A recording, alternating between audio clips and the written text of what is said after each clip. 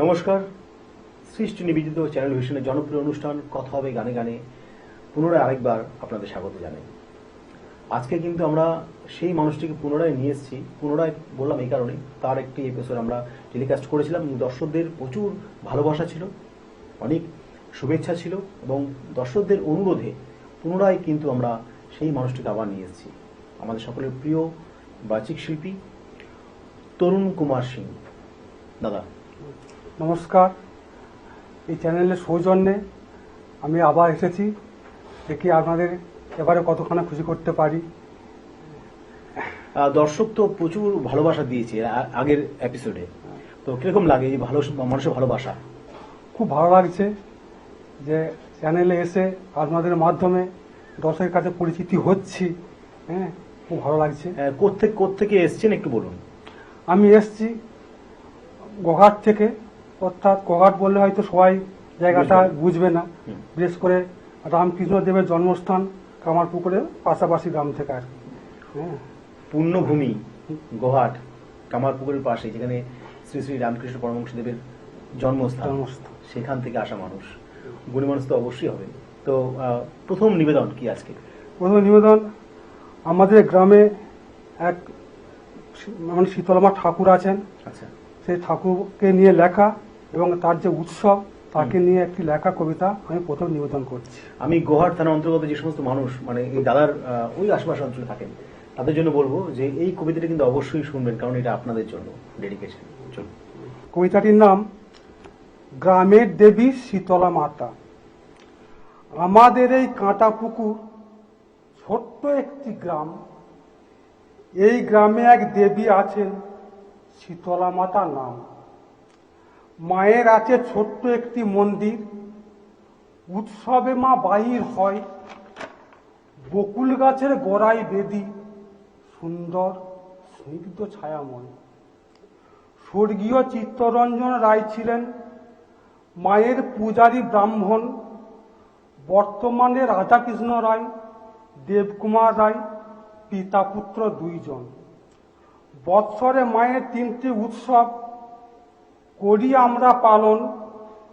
অঘ্রাণ মাসে নবান্ন, ফাল্গুন মাসে মাররান্না, জ্যৈষ্ঠ মাসে গাজন। মা আমাদের খুবই জাগ্রত, ঔষধ পায় 64 বসন্তের। দেশ বিদেশ থেকে ভক্তরা আসেন বিশেষ করে চোখে। মায়ের চরণে রহিল আমার কোটি কোটি প্রণাম। সারা বিশ্বে ছড়িয়ে পড়ুক মোদের শীতলা মায়ের নাম। নমস্কার। অসাধারণ একটি গ্রামের মাকে, শীতলা মাকে ঘিরে যে এত সুন্দর কবিতা সৃষ্টি করা যায় সেটা কিন্তু তরুণবাবু পরিষ্কার বুঝিয়ে দিলেন। আচ্ছা, তুমি একটা কবিতার মাধ্যমে একটা বিষয় জানতে পারলাম যে ঔষধ, মানে এই ঔষধ বা চোখের বিষয়টা এটা কি অ্যাকচুয়ালি, এটা দর্শক জানতে চাইতে পারে। আমাদের যে মা যে আছেন, ওই ব্রাহ্মণ যিনি পুজো করেন, উনি চোখের ওষুধ দেন। আচ্ছা আচ্ছা। হ্যাঁ, চোখটা হচ্ছে বিশেষ করে চোখের অনেক ডাক্তার ফেলিওর হয়ে গেছে, সেরকম চোখও মা ভালো করে দিয়েছেন। বাবা, অসাধারণ।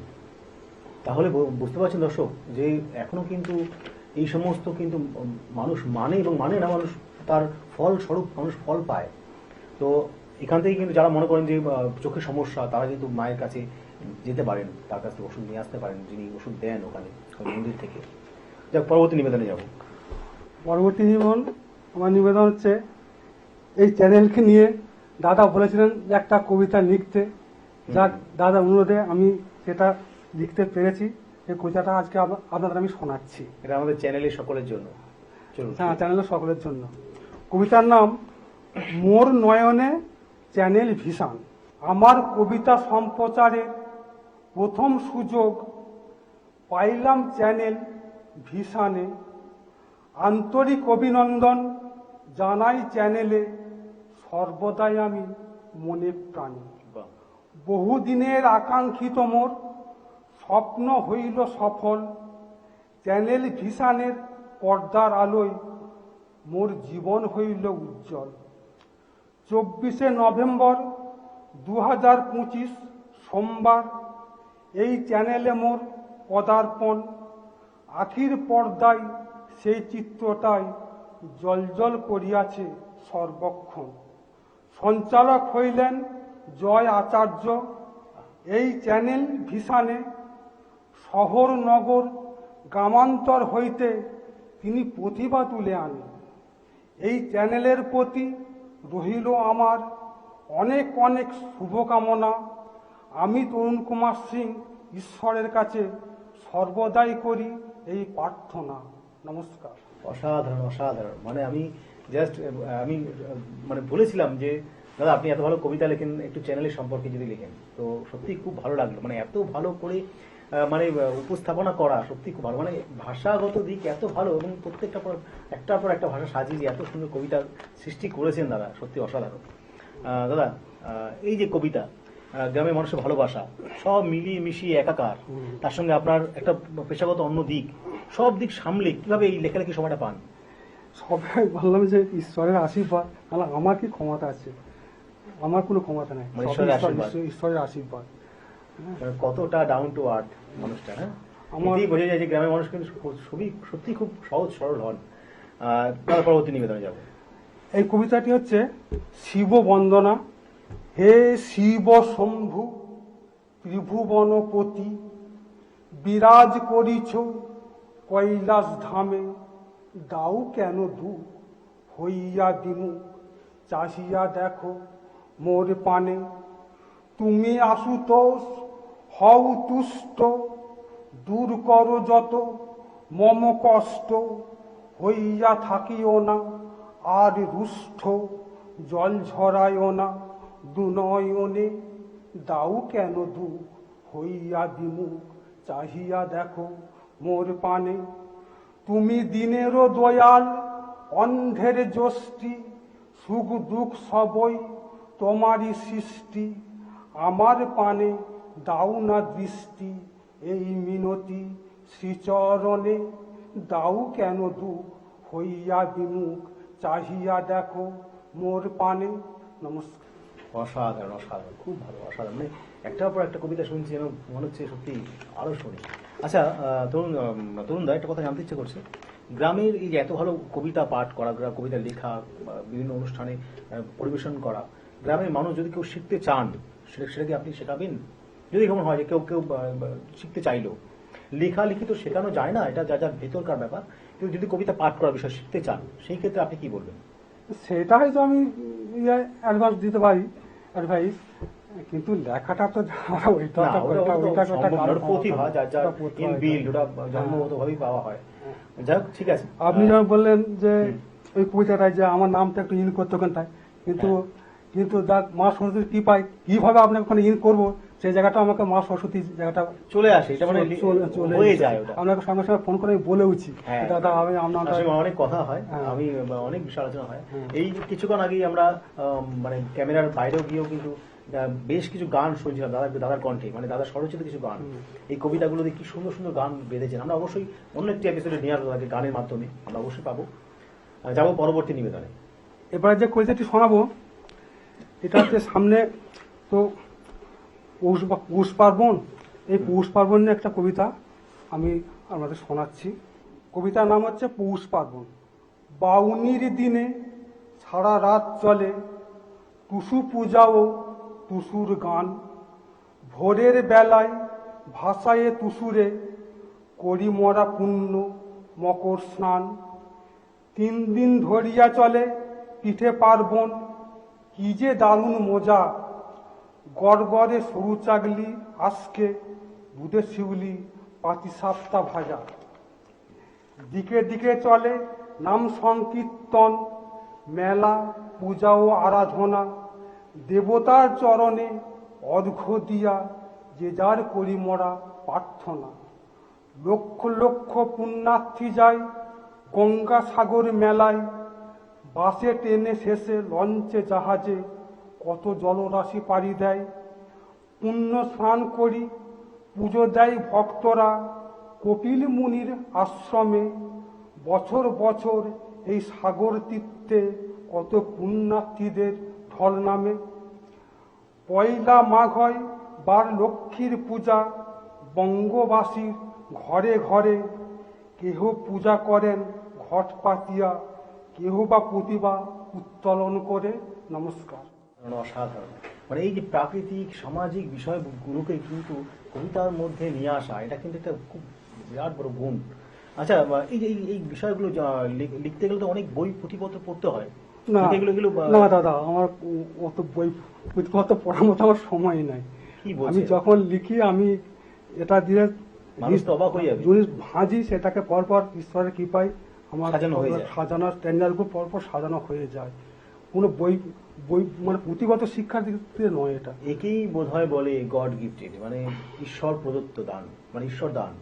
তো দাদা ঠিক জন্মসূত্রেই হয়তো এই এই এই গুণটা নিয়েই জন্মগ্রহণ করেছে। কথা বাড়াবো না, অনেক কিছু শুনতে হবে। পরবর্তী কি? পরবর্তী কবিতা সামনে তো বড়দিন আসছে, 25শে একদম, ডিসেম্বর। একদম 25শে ডিসেম্বর নিয়ে একটা লিখেছি, আনন্দের দিন। আনন্দের দিন। হোক তাহলে শুনি। কবিতার নাম হচ্ছে বড়দিন। সারা বিশ্বে 25শে ডিসেম্বর সকলের বড়দিন। আবাল বৃদ্ধ বনিতা মাতিয়াছে, আলোই হইয়াছে রঙিন। বড়দিনের ছুটি আজিকে, অফিস আদালত কলেজ স্কুল। খুশির জোয়ারে ভাসিয়া গিয়াছে সবার হৃদয় নদীর কূল। রাজপথে ছুটিয়াছে গাড়ি কত শত নর নারী। মাইক বক্স বাজায়ে নাচিতে নাচিতে পিকনিক স্থানে দিতেছে পারি। গ্রামগঞ্জ শহর নগরের প্রতি গির্জায় গির্জায় করজোড়ে শির করিয়াছে নত প্রভু তোমার প্রার্থনায়। চারিদিকে চলিয়াছে উৎসব কত বিচিত্রা অনুষ্ঠান। এই অধম তরুণ প্রণাম করিয়া তোমায় জানাইল সম্মান। নমস্কার। অসাধারণ, অসাধারণ। এই বড়দিন কথাটা মানে শুনেই কিন্তু মনে হচ্ছে ছোট্টবেলাকার কথা মনে পড়লো। মানে এখন কিন্তু মানুষ ক্রিসমাস ডে, 25শে ডিসেম্বর, বড়দিন কথাটা আস্তে আস্তে হারিয়ে আছে। কিন্তু আমরা কিন্তু যখন ছোট থেকে বড় হয়েছি, স্কুল যখন পড়তাম, দাদা যে কথাগুলো লিখেছে কবিতার মাধ্যমে, আমি ঠিক চোখে সেই দিনগুলোর কথা ভাবছিলাম, একদম সেম টু সেম। কি সুন্দর মিলে গেছে। আমার মনে হয় যারা দর্শক মন্ডলী যারা দেখছেন অনুষ্ঠানটি, তাদেরও ঠিক তাই, মানে অনেক কিছু মিলে যাবে। খুব ভালো লাগলো। দাদা পরবর্তী কি শুনবো? পরবর্তী আমি একটা দেশাত্মবোধক কবিতা শোনাচ্ছি। দেশাত্মবোধক, বাহ, এটা গল্পটা শুনেছিলাম। হ্যাঁ হ্যাঁ হ্যাঁ, দেশাত্মবোধক রয়েছে। ওটা আলাদা, এটা আলাদা। এটা আলাদা। বাহ বাহ। আরো দেশাত্মবোধক আরো রয়েছে। আচ্ছা আচ্ছা। এই দেশাত্মবোধক কবিতাটির নাম মুক্তির মন্ত্র। রাঙা রক্তের স্রোতে আসিয়াছে ভেসে মোদের স্বাধীনতা। ভারত গগনে উদিয়াছে মোদের জাতীয় পতাকা। নেতাজি জওহরলাল গান্ধীজি কত মহান দেশপ্রেমিক দিয়া গিয়াছেন প্রাণ। তাদের রক্তে স্বাধীনতা পাইয়াছি, এ স্বাধীনতা তাদের দান। তাই মুক্তি আসিয়াছে ভারতবর্ষে, জাগিয়াছে মানুষ তাঁরই হরসে। দিয়া গিয়াছেন টুটে পায়ের বেরি, মুক্তি পাইয়াছে ভারত মাতা। ভারত গগনে উদিয়াছে মোদের জাতীয় পতাকা। মুক্তির মন্ত্র বন্দে মাতারম, গাহিব যতক্ষণ থাকিবে প্রাণ। টলিব না মোরা, করিব না ভয়, বলিব জয় ভারত মাতা। ভারত গগনে উদিয়াছে মোদের জাতীয় পতাকা। নমস্কার। বন্দে মাতরম। সত্যি এত ভালো দেশাত্মবোধক কবিতা, খুব ভালো, অসাধারণ লাগলো। আশা করি দর্শকদেরও খুব ভালো লাগলো। 15ই আগস্ট আসলেই কিন্তু আমরা এই ধরনের কবিতা বা গান শুনি। যাই হোক, পরবর্তী সময় খুব সীমিত আমাদের। ধীরে ধীরে কিন্তু আমরা সময়ের পরবর্তী পেরে উঠি না, সময়ের সবসময় পিছনে তাড়া করে আমাদের। তো সময় অল্প, তার মধ্যে যতগুলো কবিতা শোনা যায়, যে কটা কবিতা শোনা যায়। পরবর্তী কবিতার নাম হচ্ছে সন্ধ্যা প্রদীপ। সন্ধ্যা বেলায় তুলসী তলায় প্রদীপ জ্বালাই জেরে, আলতা পায়ে সিঁদুর মাথায় রাঙা শাড়ি পরে। বাস্তুদেবীর চরণ তলে সন্ধ্যা প্রদীপ দেয় জেলে, শাঁখ বাজিয়ে ধূপ ধুনাতে অর্ঘ্য তাহার তরে। আলতা পায়ে সিঁদুর মাথায় রাঙা শাড়ি পরে, বঙ্গদেশের ঘরে ঘরে বঙ্গবধূ এমন করে মঙ্গল দ্বীপ জালে সাবিত্রী বেহুলার দেশে দুঃখ এখানে সোহাগে মেশে ভেসেও চোখের জলে এমন দেশের গৃহবধূ দেবদেবীদের পূজে শুধু সংসারের সুকোতরে আলতা পায়ে সিঁদুর মাথায় রাঙা শাড়ি পরে। নমস্কার। অসাধারণ অসাধারণ, মানে গ্রামের যে প্রাকৃতিক দৃশ্য, মনোরম প্রাকৃতিক দৃশ্য বা গৃহস্থলে যে সমস্ত কাজ করে সমস্ত কিছুই কিন্তু তার কবিতায় ধরা পড়ে। খুব ভালো লাগে, অসাধারণ, মানে এত ভালো ভালো কবিতার ছন্দ, তার ভাষা খুবই ভালো। পরবর্তী কি শুনবো দাদা? পরবর্তী নাম হচ্ছে নাবিক। নাবিক, বাহ বেশ। গুরু ব্রহ্মা, গুরু বিষ্ণু, গুরুদেব মহেশ্বর, জীবন তরীর পথের নাবিক গুরু পরম ঈশ্বর। গুরু বিনা জীবন বৃথা, শাস্ত্রে কহে তাই, মানব জীবনে গুরু বিনা গতি নাই। গুরুর আশীর্বাদে হয় মানব জীবন সুন্দর, জীবন তরীর পথের নাবিক গুরু পরম ঈশ্বর। ত্রিসন্ধ্যা গুরু জপ করেন যেই জন, সংসারের যত দুঃখ যারা হয় সব মোচন। গুরু হইলেন পরম ব্রহ্ম, গুরুপদে রাখো অন্তর, জীবন তরীর পথের নাবিক গুরু পরম ঈশ্বর। নমস্কার। অসাধারণ, মানে গুরুকে নিয়ে এত ভালো একটি কবিতা, যে সত্যি বাস্তব চিত্র, মানব জীবনে বাস্তব চিত্রটি তুলে ধরলেন, খুব ভালো লাগলো দাদা। সময় বেশি নষ্ট করবো না, আমি পরপর যতটুকু সময় পাওয়া যায় যে কটা কবিতা শোনা যায় দাদার কাছ থেকে চেষ্টা করবো দর্শক মণ্ডলীকে সেই সমস্ত কবিতাগুলো শোনাবার। দাদার পরবর্তী নিবেদন। পরবর্তী নিবেদন এটাও একটা দেশাত্মবোধক কবিতা। কবিতার নাম হচ্ছে এই মাটি আমার মা। একদম ঠিক। এ দেশ আমার জন্মভূমি, এই মাটি আমার মা, তাই তো মায়ের দুঃখ ব্যথা প্রাণেতে সয় না। বাহ। এই মাটি আমার মা, এই মাটি আমার মা, এই মাটি আমার মা। এই মাটির বুকে জন্ম নিয়ে কেউ গর্বে ভরাই বুক, কেউ বা আবার জন্মে শুধু দেয় যে মাকে দুঃখ। সকল ছেলেই গর্বিত হোক, কোন মার না হয় বাসনা, তাই তো মায়ের দুঃখ ব্যথা প্রাণেতে সয় না। এই মাটি আমার মা, এই মাটি আমার মা, এই মাটি আমার মা। এই মাটির বুকে বারে বারে আসেন ভগবান, পাপাচারী করিতে বিনাশ পাই না পরিত্রাণ। কত দস্যু ছেলের দস্যিগিরি মাকে দেয় যন্ত্রণা, তাই তো মায়ের দুঃখ ব্যথা প্রাণেতে সয় না। এই মাটি আমার মা, এই মাটি আমার মা, এই মাটি আমার মা। নমস্কার। আমি দাদার কবিতা শুনতে শুনতে ভাবছিলাম দাদা কত বিষয় বস্তু নিয়ে যে কবিতা লিখেছেন দাদা। এরকম হয়েছে কখনো যে ঘুমোচ্ছেন হঠাৎ করে মাথায় কিছু আসলো, লাফ দিয়ে উঠে গিয়ে আবার আবার লিখতে শুরু করলেন, এমন হয়েছে কখনো জীবনে? হ্যাঁ, শুয়ে থাকতে থেকেও বা অনেক সময় আসে লেখা। আচ্ছা। সেগুলো আমি তখনই চেষ্টা করি যে এটা থেকে, মানে এমন তো হতে পারে যে আপনি ভাবলেন হ্যাঁ। পরে পরে ভুলে যাবেন, তার জন্য আপনি উঠে আবার সঙ্গে সঙ্গে লিখতে হচ্ছে, এটা হয়েছে জীবনে? জীবনে হয়েছে, সঙ্গে সঙ্গে লিখতে হয়েছে। ভুলে যাওয়ার সম্ভাবনাটা বেশি, কারণ সেটাই। রাত্রির ব্যাপার তো আবার ঘুমোলি হয়তো সেই জিনিসটা মন থেকে চলে যেতে পারে। চলে যেতে পারে, সেরকম সময় হয়েছে, লিখতে হয়েছে, বাহ, খুব সেটা সুন্দর, লিখতে খুব সুন্দর। হয়েছে। আচ্ছা দাদা, সময় খুব সীমিত, হ্যাঁ।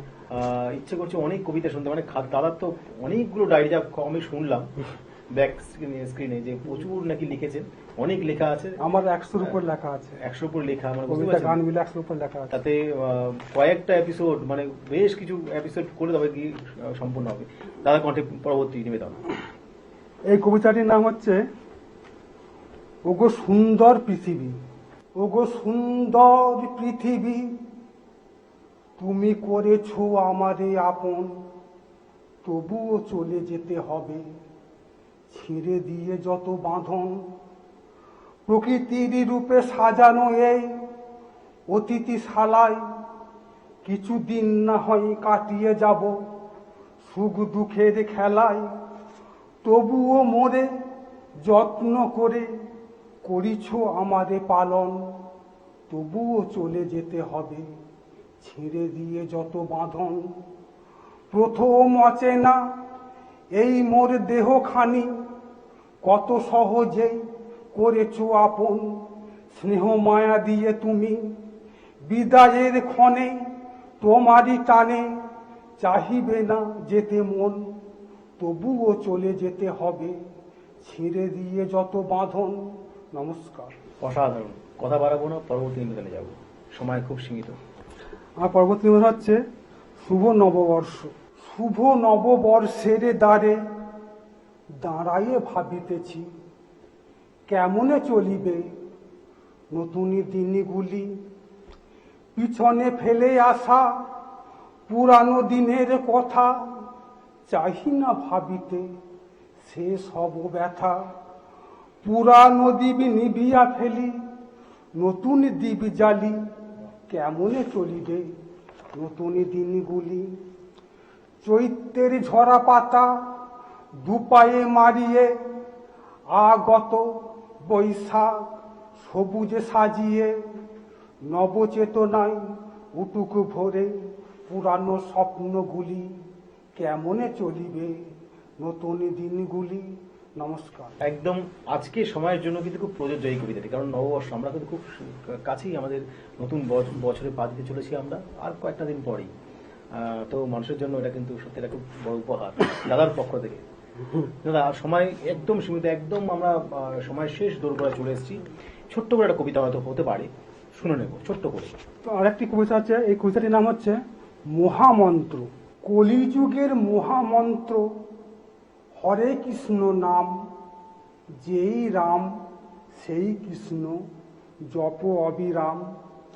এই নামের কি মহিমা না জপিলে কেহ বুঝিবে না, এই নামের গুণে পূর্ণ হইবে সকল মনস্কাম।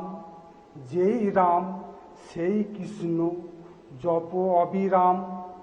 এই নামের গুণে উদ্ধারিল যোগাই মাধায়, শ্রী চৈতন্য মহাপ্রভু হরি নাম বিলায়। এই নামের গুণে নবদ্বীপ হইল পুণ্যধাম। যেই রাম সেই কৃষ্ণ জপ অবিরাম। এই নামের গুণে রত্নাকর বাল্মীকি হয়, মরা মরা জপিতে জপিতে রাম রাম কয়।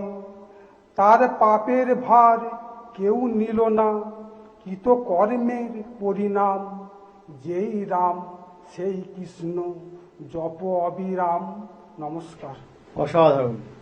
সময়ের কাছে বাদ, তো সময় কিন্তু আমাদের এখানেই শেষ হচ্ছে, কিন্তু শেষ হয়েও যেন মনে হলো শেষ হইল না, কারণ দাদার কবিতা কিন্তু অনেক বাকি। তো আজকে অনেক অনেক কবিতা আমরা শুনলাম। দাদাকে বিদায় জানাতে হবে, আমাদের কিছু করার নেই।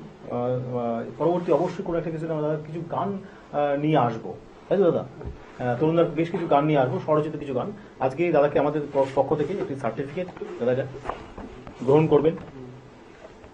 শিল্পীকে অনেক অনেক কিছু দেওয়ার আছে, তার থেকে বড় দেওয়ার হচ্ছে আপনাদের ভালোবাসা, আশীর্বাদ, এই মেমেন্টো। আজকের মতো এতটুকুই, দেখা হচ্ছে আরেকটি পর্বে অন্য কোনো শিল্পীদের নিয়ে। এই অনুষ্ঠানে আপনারা যারা আগ্রহী তাহলে তারা যোগাযোগ করুন নিচের নাম্বারে। যারা সঙ্গীত শিল্পী, আবৃত্তি শিল্পী এবং নৃত্য শিল্পী আছেন তারা কিন্তু অবশ্যই খুব তাড়াতাড়ি যোগাযোগ করবেন নিচের নাম্বারে।